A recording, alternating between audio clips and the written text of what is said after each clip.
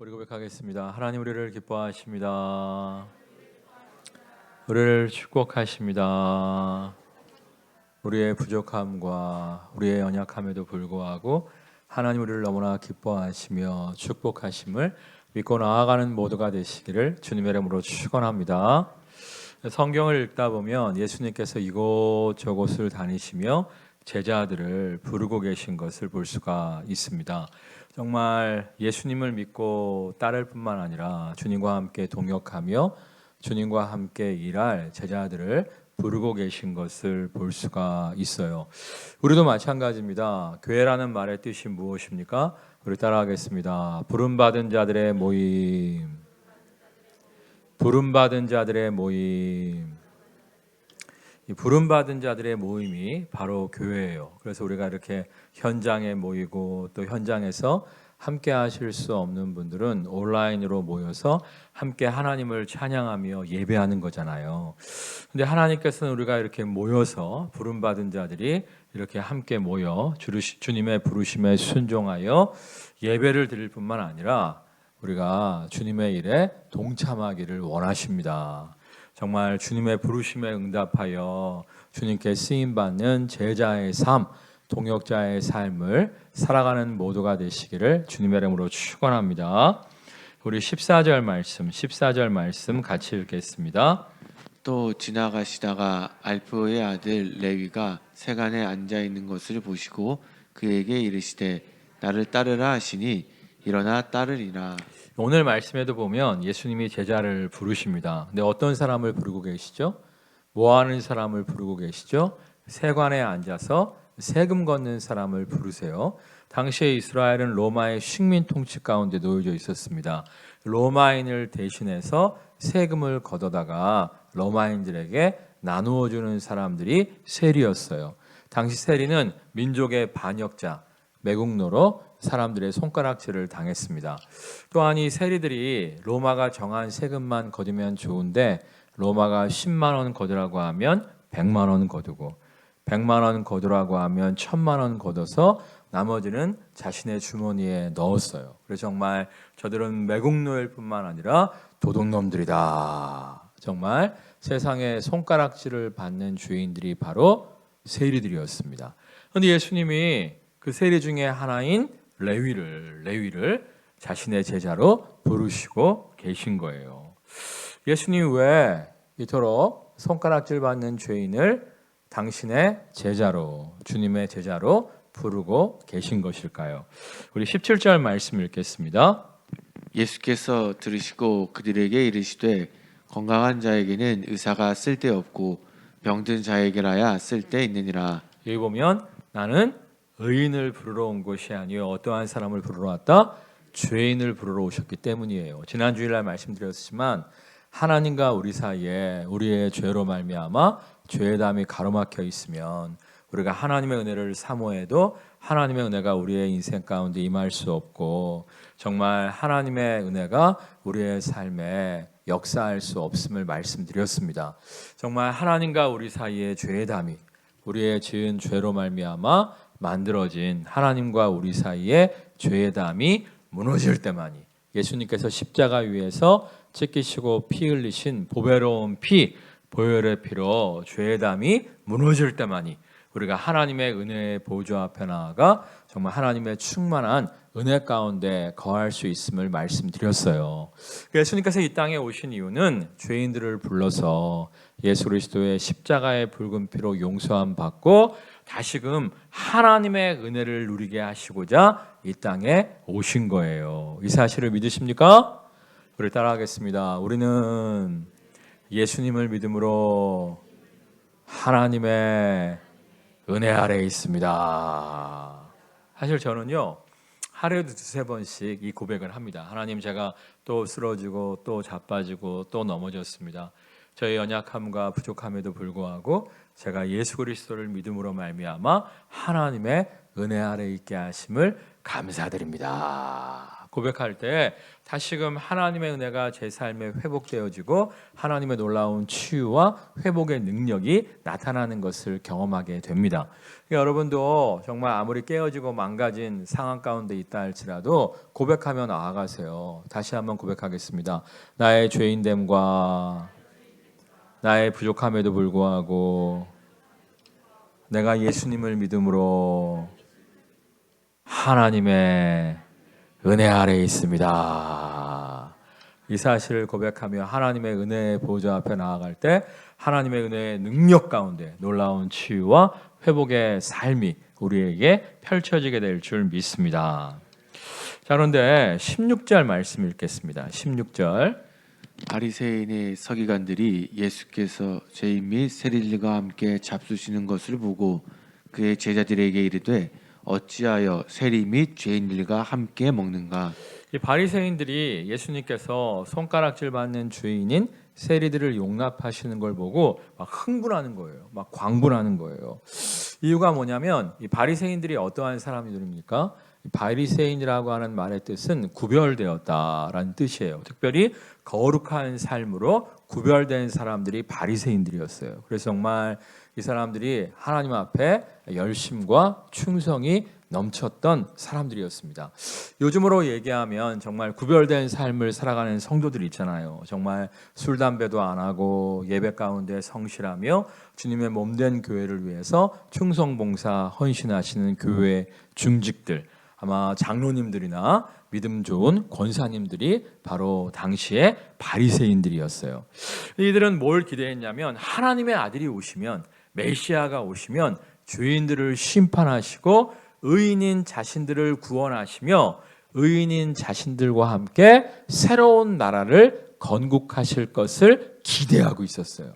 그런데 예수님께서 손가락질 받는 죄인들인 세리들을 심판하시는 것이 아니라 오히려 그들을 용납하시는 것을 보고, 아니 예수님 지금 뭐 하시는 겁니까? 당신이 정말 참된 메시아라면, 참된 구원자라면 정말 저 죄인들을 심판하고 펄펄 끓는 지옥불에 던져버리고 정말 의인인 우리들을 구원하여 주시고 의인인 우리들과 함께 새로운 나라를 건설하셔야 하는 것이 아니겠습니까? 하면서 지금 광분하고 있는 거예요.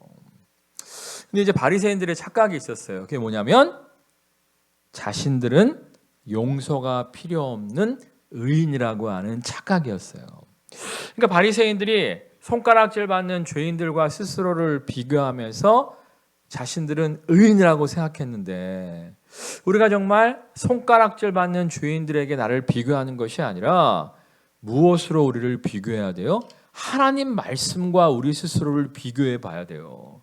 우리가 하나님 앞에 섰을 때 성경은 뭐라고 말씀하세요? 따라하겠습니다. 의인은 없나니 하나도 없다. 우리가 정말 손가락질 받는 죄인들, 극악한 죄인들과 나를 비교하면서 나는 의인입니다, 착각 속에 살아가는 것이 아니라 하나님의 말씀 앞에 나를 비교해 봐야 돼요. 그럴 때 우리가 나의 죄인됨을 깨닫고 오직 용서의 십자가, 은혜의 십자가를 사모하는 인생으로 바뀌어질 수가 있는 거예요. 여러분 사도 바울을 보세요. 사도 바울도 바리새인으로서 자신이 굉장히 의롭다는 착각 속에서 살았잖아요. 그런데 예수님을 깊이 만나고 하나님 말씀을 더 깊이 알면 알수록 뭐라고 고백합니까? 오라, 나는 곤고한 자로다. 누가 이 사망의 몸에서 나를 건져내랴 고백하잖아요. 당시에 사도 바울이 어떠한 삶을 살고 있었어요? 예수님 전하는 것 때문에 박해당하고 돌팔매질 당하고 죽음의 위협 가운데 있었습니다만 정말 주님을 위해서 충성봉사 헌신하는 삶을 살았음에도 불구하고 말씀 앞에 스스로를 비추어 볼 때 말씀 앞에 온전히 완벽하게 살아갈 수 없는 스스로를 발견하면서 오라 곤고한 자로다. 누가 이 사망의 몸에서 나를 건져내랴 고백하면서 오직 예수 그리스도의 십자가만을 붙잡는 것을 볼 수가 있어요. 여러분 정말 죄인들과 극악한 죄인들과 우리 스스로를 비교하면서 의인이라는 착각 속에 살아가지 마시고 말씀으로 나아가세요. 말씀 가운데 나아갈 때 정말 말씀 가운데 우리의 연약함과 죄인됨을 발견하고 오직 예수 그리스도의 십자가만을 붙잡게 될 줄 믿습니다. 그렇게 우리가 예수 그리스도의 은혜의 십자가만을 붙잡을 때 하나님은 또 뭐라고 말씀하십니까? 하나님은 겸손한 자들에게 은혜를 주시고 교만한 자들을 물리치신다고 말씀하시잖아요. 나는 은혜의 십자가가 필요 없어요. 용서의 십자가가 필요 없어요. 자신의 죄인됨을 알지 못하고 교만한 자들은 물리치시고 하나님 정말 나는 하나님의 은혜가 없이는 살아갈 수 없는 죄인입니다. 나는 오직 하나님의 은혜만이 필요합니다. 겸손한 자들을 구원하여 주신다는 거잖아요. 그리고 사실 우리가 주님의 몸된 교회를 위해서 충성봉사 헌신하는 것도 누가 은혜 주셔야지 가능한 거죠? 하나님이 은혜 주셔야 가능한 거예요. 하나님이 은혜 주시지 아니하시면 우리가 주님의 몸된 교회를 위해서 충성봉사 헌신하고 싶어도 할 수가 없습니다. 이 얼마 전에 우리나라에서 이제 정의란 무엇인가 마이클 샌들의 책이 엄청나게 선풍적인 인기를 끌었습니다. 전 세계적으로 그 책이 많이 팔리기는 팔렸는데 제일 많이 팔린 인구 비율상 제일 많이 팔린 나라가 우리나라라는 거예요. 우리나라 사람들이 정의에 대해서 굉장히 관심이 많아요. 근데 마이클 샌들이 두 가지 기억할 만한 이야기를 하는데 하나는 정의는 사회마다 나라마다 문화마다 다르다는 거예요. 그러니까 식인종 나라에서 정의는 뭐죠? 사람을 맛있게 드시는 게 정의죠. 근데 우리나라에서 사람을 잡아먹었다 어떻게 돼요? 감옥에 가게 돼 있죠. 그러니까 사회마다 문화마다 나라마다 정의는 다르다는 거예요. 근데 성경은 우리에게 뭐라고 말씀하십니까? 정말 사회와 문화와 역사와 시대를 불변하는 진리가 있다고 말씀하세요. 그게 뭐죠? 하나님의 말씀이에요. 하나님의 말씀만이 진정한 정의임을 믿고 나아가는 모두가 되시기를 주님의 이름으로 축원합니다. 또 하나 이제 마이클 샌들의 책 중에서 주목할 장면이 무엇이가 있냐면 세상은 공평하지 않다는 거예요. 예를 들어서 마이클 조던 농구의 황제 아시죠? 그 양반이 하루에 10시간씩 운동을 한대요. 이 농구의 황제임에도 불구하고 연습 다 끝나고 남들은 쉴 때 또 볼을 튀기면서 연습을 한다고 하더라고요. 그래서 사람들이 마이클 조던이 정말 농구의 황제임에도 불구하고 끊임없이 연구하는 저 불굴의 노력 때문에 농구의 황제가 되었다 이런 얘기를 하는데 거짓말이라는 거예요. 아무리 노력을 많이 해도 마이클 조던이 농구 잘하는 운동 잘하는 유전자를 받지 않았으면 소용이 없다는 거예요. 동의가 되세요? 예? 그러니까 사실은 마이클 조던만큼 운동 열심히 하는 사람들 많다는 거예요. 근데 유전자가 뒷받침이 되지 않으면 아무리 열심히 운동을 한다고 해서 마이클 조던이 될 수는 없다는 거예요. 공부도 마찬가지예요. 공부도 정말 노력을 한다 그래서 모두 다 아인슈타인 같은 천재가 될 수는 없다는 거예요. 공부 잘하는 머리, 유전자를 받아야만 그 노력에 대한 열매가 맺혀져서 아인슈타인 같은 천재가 될 수 있다는 거예요. 동의가 안 되는 것 같아요. 진짜라니까. 제가 뭐든지 성실한 사람이에요. 제가 진짜 뭐든지 성실한 사람인데 제가 우리 어머니의 탁월한 운동신경을 물려받았습니다. 8명이 뛰면 보통 8등을 하고요. 3명이 뛰면 3등을 하고요. 5명이 뛰면 몇 등을 할까요? 5등을 해요. 5등을. 근데 이제 제가 우리 애들이 초등학교 다닐 때 학교 운동회가 있어서 가봤는데 우리 애들이 뛰는데 꼴등을 하고 있더라고. 그래갖고 야, 아빠의 유전자를 닮았구나 이런 생각을 하는데 진짜요. 아니 우리 친구들 중에서 특별히 노력을 안 해도 잘 뛰는 애들이 있더라니까. 잘 뛰는 애들은 무슨 유전자를 받은 거예요? 잘 뛰는 유전자를 받은 거예요. 그래서 사실은 애가 이제 성적이 안 좋아. 애가 공부를 못해. 그럼 애를 야단쳐야 돼요. 아니면은 부모가 스스로를 야단쳐야 돼요.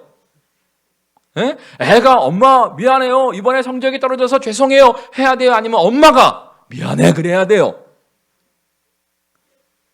마이클 샌들의 이야기에 의하면 애가 성적이 떨어지면 애를 나무라는 게 아니라 엄마가 미안해 이렇게 얘기해야 된다는 거예요.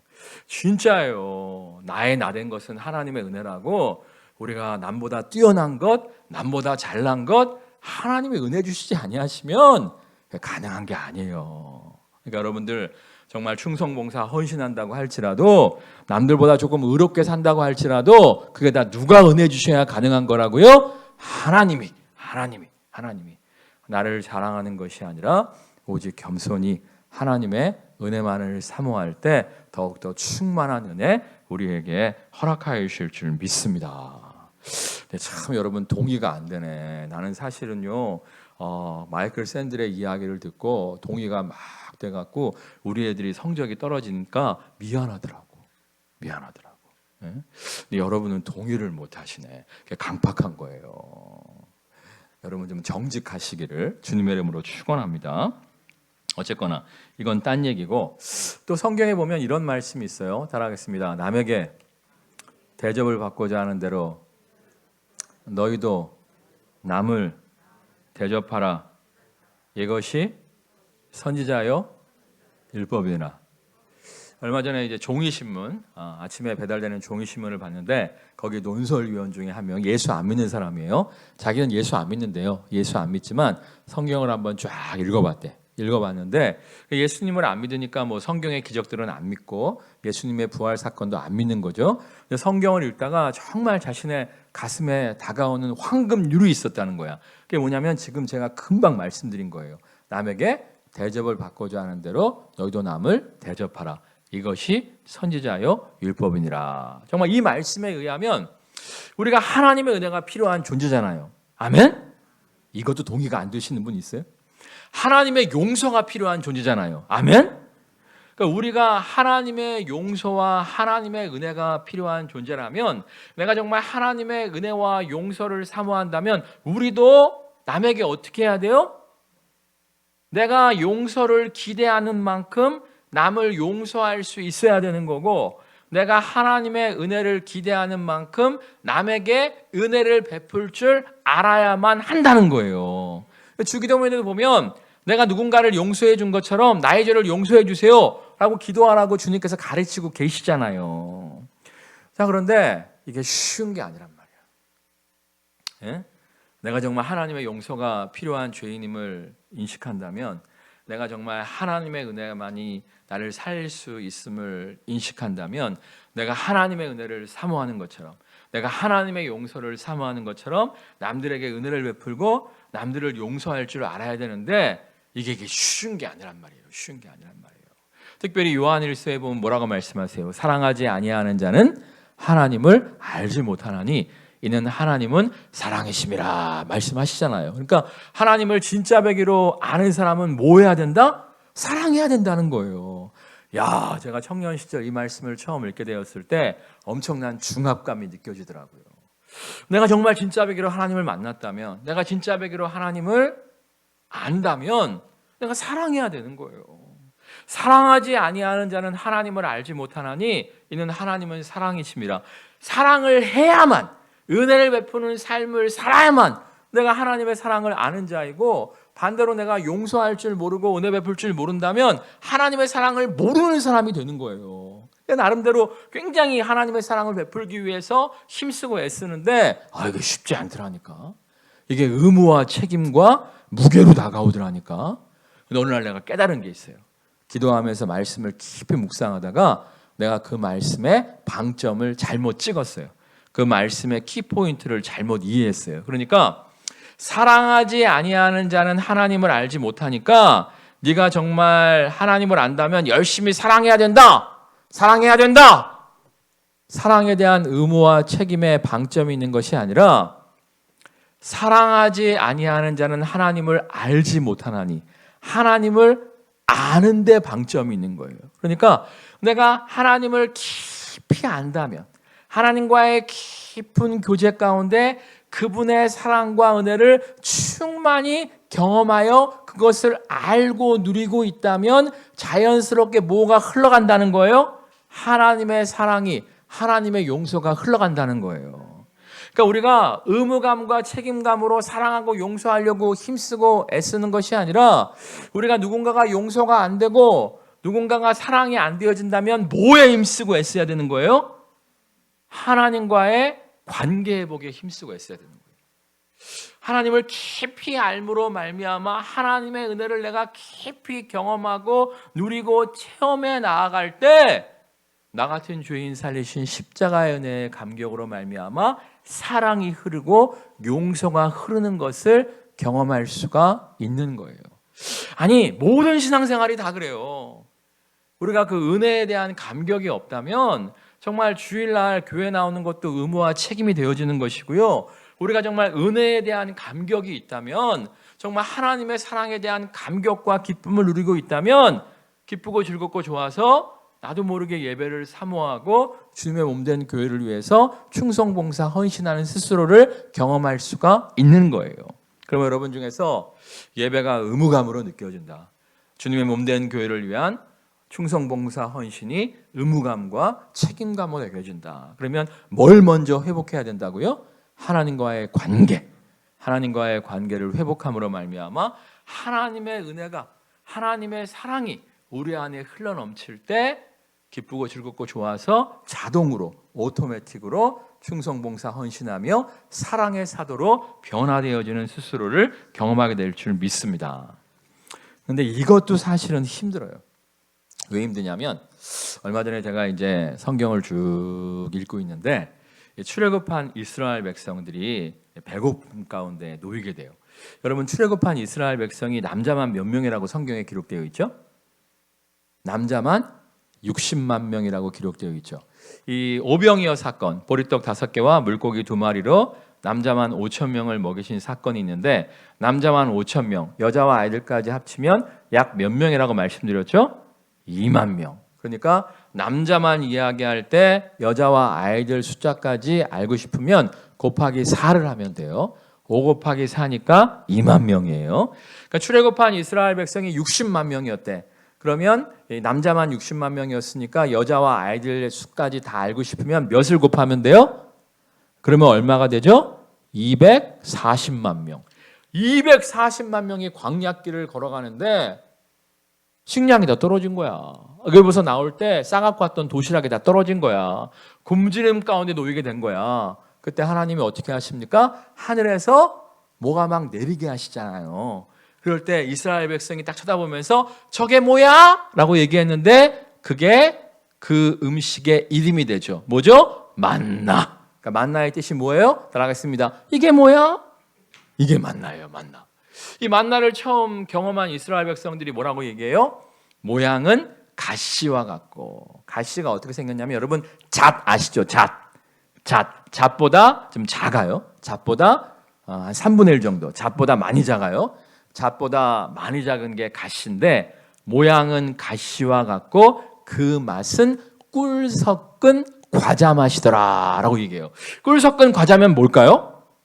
편의점 가면 파는데 꿀꽈배기. 그러니까 꿀꽈배기 맛이었다는 거야. 근데 이제 한 달이 지나고 2달이 지났어요.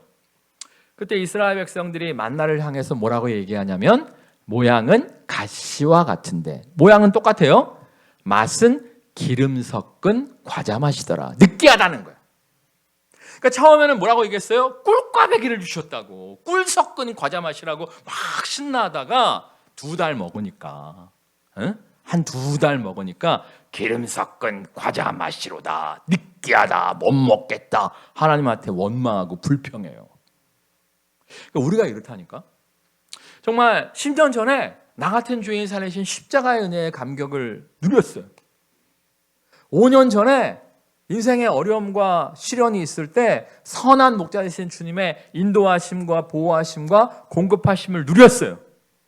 아니, 지금도 구원의 은혜 가운데 거하고 있고, 지금도 선한 목자 되신 주님의 지키심과 보호하심과 인도하심 가운데 살고 있어요. 근데 지속적으로 그렇게 살다 보면 구원의 감격? 뭐 당연히 구원하신 거지 뭐. 선한 목자 되신 주님의 인도하심과 보호? 당연히 인도하시고 지키시고 보호하시는 거지 뭐. 정말 처음에는 만나에 감격했다가 한 2달 먹어버리니까 기름 섞은 과자라고 불평했던 이스라엘 백성처럼 이미 누리고 있는 은혜를 우리가 너무 빨리 상실해요. 이미 누리고 있는 은혜의 감격들을 너무 빨리 잊어버려요. 그리고 원망 불평하면서 우리 안에 십자가의 은혜에 대한 감격이 상실되어 버리는 거예요. 이게 회복돼야 돼요. 이게 회복돼야 정말 나 같은 죄인 살리신 십자가의 은혜 가운데 감격할 뿐만 아니라 주님과의 깊은 교제 가운데 이 사랑이 흘러넘칠 뿐만 아니라 정말 한 사람이라도 더 이 은혜의 복음을 들을 수 있도록 힘쓰고 애쓰는 스스로를 발견할 수가 있는 거예요. 근데 과연 어떻게 해야 이 은혜의 감격을 회복할 수 있을까요? 제가 자주 사용하는 방법인데요. 따라하겠습니다. 감사를 반복하십시오. 그러니까 이미 내가 누리고 있는 감사의 제목들을 당연한 것으로 여기지 말고 이미 내가 누리고 있는 감사의 제목들을 다시 한번 되새김질하면서 감사를 해보는 거예요.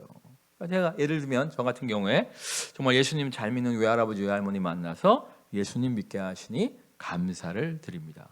제가 정말 모태 솔로였는데 아내를 만나서 결혼할 수 있도록 축복하여 주시니 감사를 드립니다. 하나님, 제가 한 명이 아니라 두 명의 자녀를 갖게 하시니 감사를 드립니다.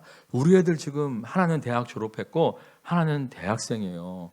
그러니까 우리 애 태어난 지 한참 된 거 아니에요. 그럼에도 불구하고 하나님 정말 저에게 한 명이 아니라 두 명의 자녀를 주시니 감사를 드립니다 하면서 제 삶에 주신 하나님의 은혜를 하여튼 하나하나 곱씹어가면서 감사를 드려요. 반복해가면서. 근데 반복이라는 영어 단어가 리바이벌입니다. 리바이벌. 근데 리바이벌이라는 단어의 뜻이 반복이라는 뜻도 있습니다만 부활이라는 뜻도 있고요, 부흥이라는 뜻도 있어요. 그러니까 우리가 감사를 반복할 때 우리 안에 하나님의 은혜에 대한 감격이 부활하게 되고요, 우리의 심령 가운데 하나님의 은혜에 대한 감격이 부흥하게 되는 거예요. 그러니까 여러분, 정말 하나님이 이미 우리의 인생에 주신 감사의 제목들을 반복적으로 리바이벌, 반복해서 감사할 줄 아는 모두가 되시기를 주님의 이름으로 축원합니다. 이게 굉장히 중요해요. 이게 왜 중요하냐면 감사로 제사 드리는 자가 나를 영화롭게 하나니 그 행위를 옳게 하는 자에게 내가 하나님의 구원을 보이리라 말씀하시잖아요. 그러니까 우리가 감사할 줄 알 때 하나님이 더 큰 감사의 제목들을, 더 큰 구원의 은혜들을, 영원 구원만이 아니라 삶의 시련과 역경 가운데 우리를 구출해 주시는 구원의 은혜를 허락하여 주신다는 거예요. 여러분, 정말 감사가 상실되면요, 우리에게 예비되어진 은혜도 사라져버려요. 우리가 감사가 회복되어질 때, 작은 일에도 감사할 줄 알 때 하나님께서 정말 우리의 모든 필요를 공급하시는 것을 누릴 수가 있는 거예요. 얼마 전에 우리 애 중에 하나가 엄마랑 함께 이제 편의점에 갔었어요. 편의점에 갔었는데 뭐를 좀 엄마가 4개나 사줬대요. 원래는 이제 4종류인데 4종류 중에서 하나를 고르려고 했는데 엄마가 한참 고민을 하고 있으니까 4개를 한꺼번에 다 사줬대요. 여러분, 뭐 포테이토 칩만 사도 오리지널 맛이 있고 어니언 맛이 있고 컵라면 맛이 있고 뭐 이러잖아요. 그러니까 편의점에 갔는데 뭔가가 이제 4종류가 있었던 거야. 그래서 4개를 싹 사줬대요. 그랬더니 막 가족 카톡방에다가 애가 그 4개를 사진을 딱 찍어갖고 막 올려놓고 막 감동, 엄마 너무 고마워요 막 이렇게 했더라고. 근데 내가 솔직히 마음속에서 아니, 편의점에서 파는 게 보통 10,000원, 20,000원짜리는 없잖아요. 편의점에서 보통 파는 게 몇천 원짜리인데, 와, 몇천 원짜리에 막 감동받아하고 감격해하는 딸의 모습을 보면서 내가 너무 흐뭇해지는 거예요. 그때 내가 하나님의 마음을 느꼈어요. 우리가 작은 축복에도 정말 감사하고 감격할 줄 알 때 하나님도 마음이 흐뭇해지시면서 더 큰 선물도 우리에게 주시는 분이 아닐까, 그런 생각이 들더라고요. 여러분, 정말 이 사순절 기간에 아직 십자가의 은혜에 대한 감격이 없으신 분들은 십자가의 은혜에 대한 감격을 알게 해달라고 기도하세요. 감격이 있었어. 근데 그 감격을 상실하신 분들, 선한 목자 되신 주님의 인도하심과 보호하심에 대한 감격이 있었어. 근데 그것이 지금은 당연하게 여겨지시는 분들, 감사를 회복하세요. 감사를 리바이벌, 반복하세요. 그럴 때 우리의 심령에 은혜에 대한 감격이 리바이벌, 부활과 부흥의 은혜 허락하여 주실 줄 믿습니다. 찬양하겠습니다.